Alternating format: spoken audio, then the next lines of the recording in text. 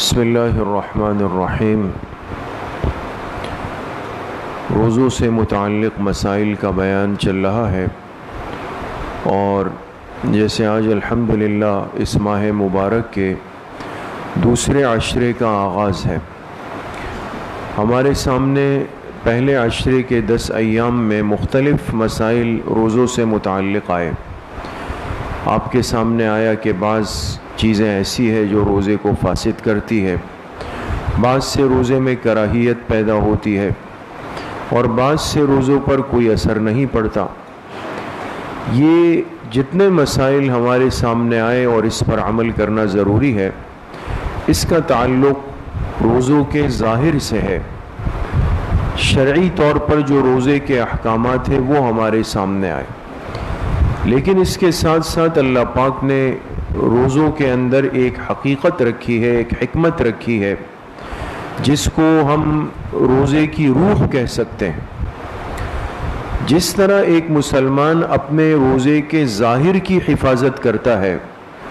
کہ روزہ رکھنے کے بعد میرے منہ کے ذریعے سے کوئی کھانے پینے کی چیز نہ چلی جائے، اسی طریقے سے ہر مسلمان پر لازم ہے کہ ہم اپنے روزے کی باطنی اور روحانی کیفیات کی بھی حفاظت کریں۔ ہر ایسی چیز کہ روزہ رکھنے کے بعد اس سے ہمارے روزے کی حقیقت متاثر ہو جائے، وہ مہلک گناہ، جیسے غیبت ہے۔ ایک انسان روزہ بھی رکھتا ہے اور پھر دن بھر مسلمانوں کی غیبت بھی کر رہا ہے، روزہ بھی رکھا ہے اور پھر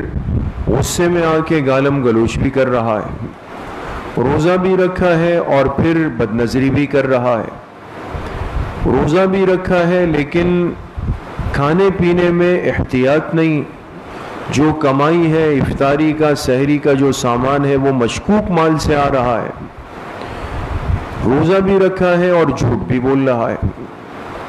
تو اس کا مطلب یہ ہے کہ صرف روزے کے ظاہری صورت کی حفاظت کی ہے، لیکن جو روزے کی روح ہے، اس کی جو حقیقت ہے، اس کو ہم نے ضائع کر دیا، اور آج یہ بہرحال ایک بہت بڑی کمزوری ہمارے اندر پیدا ہو چکی ہے۔ اس لیے یہ ایک ذمہ داری ہے اور ایک شرعی تقاضا ہے، اور روزے کا مکمل فائدہ اسی صورت میں ہے کہ روزہ رکھنے کے بعد ہم اپنے باطن کی بھی حفاظت کریں، روزے کی روح کی بھی حفاظت کریں، اور اس کی باقاعدہ ایک مشق کریں۔ ظاہر سی بات ہے 11 مہینے غیبت کرنے کے بعد ایک دم وہ ہمارے اندر سے ختم تو نہیں ہو سکتی، جھوٹ بولنے کے بعد ایک دم وہ ختم نہیں ہو سکتی۔ اس کے لیے بھی ایک مجاہدہ برداشت کرنا ہے، ایک کوشش کرنی ہے۔ جس طرح پیاس کے باوجود بھی پانی کو ہاتھ نہیں لگاتے، تو غیبت کو دل چاہے گا، جھوٹ بولنے کو دل چاہے گا، بدنظری کرنے کو دل چاہے گا، لیکن اپنے نفس کا خون کر کے اس پر پیر رکھ کر ان مہلک گناہوں سے بھی اپنے آپ کو بچانا ضروری ہوگا۔ اگر ہم ان باتوں کا اہتمام کریں گے تو یقین کریں کہ جس طرح ہمارے روزوں کی ظاہری حیثیت محفوظ ہے، اسی طریقے سے روزوں کی باطنی اور روحانی کیفیت بھی محفوظ ہوگی، اور جو روزوں کا بنیادی مقصد ہے تقویٰ، وہ انشاءاللہ 100% ہمیں حاصل ہوگا۔ اللہ پاک صحیح عمل کی توفیق نصیب فرمائے۔